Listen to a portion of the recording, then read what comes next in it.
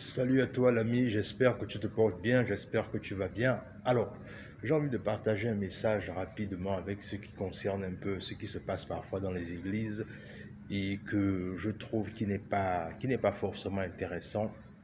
Et c'est la raison pour laquelle j'ai envie de partager ça avec toi. Et ça peut se retrouver pratiquement dans toutes les obédiences, dans tous les cas, mais je voulais partager du moins ce que je viens de vivre ou encore ce que je vois les gens vivre au quotidien en fait. Alors, ce qui se passe souvent la plupart du temps, c'est que dans les églises, la plupart du temps, du moins dans les domaines spirituels dans tous les cas, c'est que je réalise souvent qu'il y a une espèce de pression qui se fait souvent de façon indirecte en ce qui concerne en fait les fidèles. Je m'explique.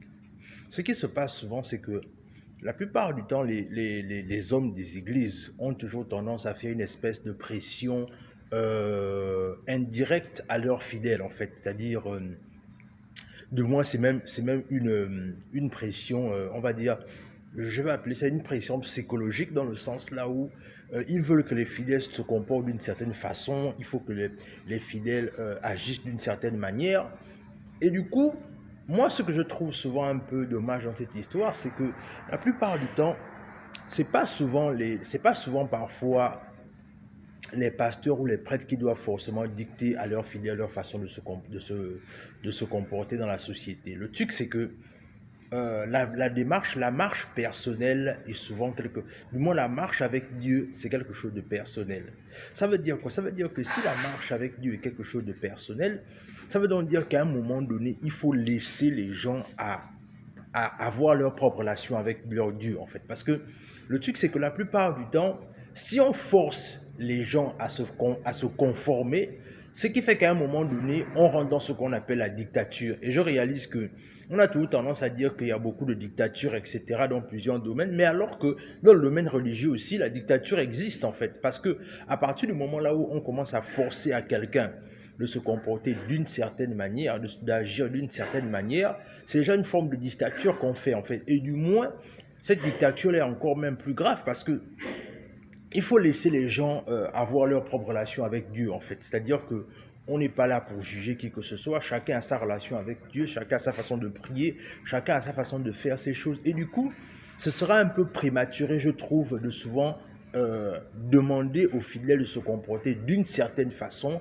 parce que simplement c'est toi qui es le leader de l'église ou du moins c'est toi qui es le leader de la mosquée ou encore le leader de la synagogue, c'est toi qui vas maintenant dicter aux gens à une façon de se comporter. Je trouve pas ça juste, je trouve pas ça intéressant.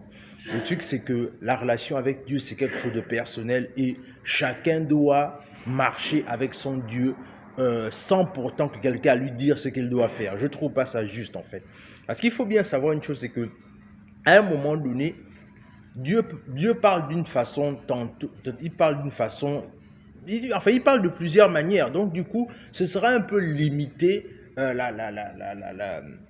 Dieu en disant que non, Dieu parle juste d'une certaine façon. Non, le truc c'est que toi, que tu sois celui qui se tient au centre ou encore Dieu peut également parler aussi à celui qui se tient simplement au bout de la salle. Ça ne veut pas forcément dire que c'est toi qui as le cutus et c'est toi qui est forcément mandaté à avoir une certaine autorité sur le message en fait. Donc le truc c'est que je voulais vraiment partager ça avec vous et que les gens doivent comprendre combien de fois il faut faire attention avec les hommes de Dieu parce que parfois les hommes de Dieu peuvent parfois aussi être des personnes là qui t'empêchent parfois de véritablement avoir ta relation avec Dieu en fait parce que ils veulent que tu te tiennes d'une certaine façon, ils veulent que tu te comportes d'une certaine façon et je trouve pas ça juste en fait. Et je tiens à redire encore que la marche avec Dieu c'est une question personnelle, c'est-à-dire personne ne doit te dicter comment est-ce que tu dois marcher avec ton Dieu parce que c'est ton créateur et que c'est quelqu'un qui doit en fait, c'est quelqu'un avec qui tu dois marcher au quotidien. Tu as une relation avec lui et avec lui seul. Et parfois, tu n'as pas besoin que forcément un homme de Dieu, un soi-disant homme de Dieu, doit te dire ce que tu dois faire. Parce que quand on commence à te dire ce que tu dois faire à un moment donné, c'est comme si en fait on rentrait dans une certaine dictature qui n'a pas son nom en fait. Et moi, je trouve pas ça juste, en fait. Et encore, donc, voilà, quoi. C'est vraiment ce que je voulais partager avec toi. Dis-moi ce que tu en penses. Je veux vraiment t'écouter sur ça, en fait.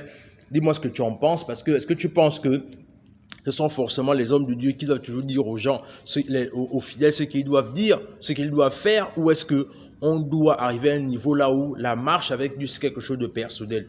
Dis-moi ce que tu en penses en commentaire, laisse un like, abonne-toi à la chaîne et surtout partage cette vidéo à quelqu'un peut-être qui a peut-être vécu une situation comme ça, ou encore peut-être qu'il y a quelqu'un qui se sent peut-être un peu désemparé ou encore un peu confus par rapport à ce genre de situation. Dis-moi ce que tu en penses en commentaire, du moins créons le débat par rapport à cette thématique-là, parce que je pense qu'il y a quelqu'un qui a besoin d'écouter ce message et que c'est toujours important de partager ce genre de messages parce que ça permet, pourquoi pas, de créer le débat. Dis-moi ce que tu en penses en commentaire, partage la vidéo autour de toi, laisse un like, laisse un commentaire et sur ce, on se dit à la prochaine.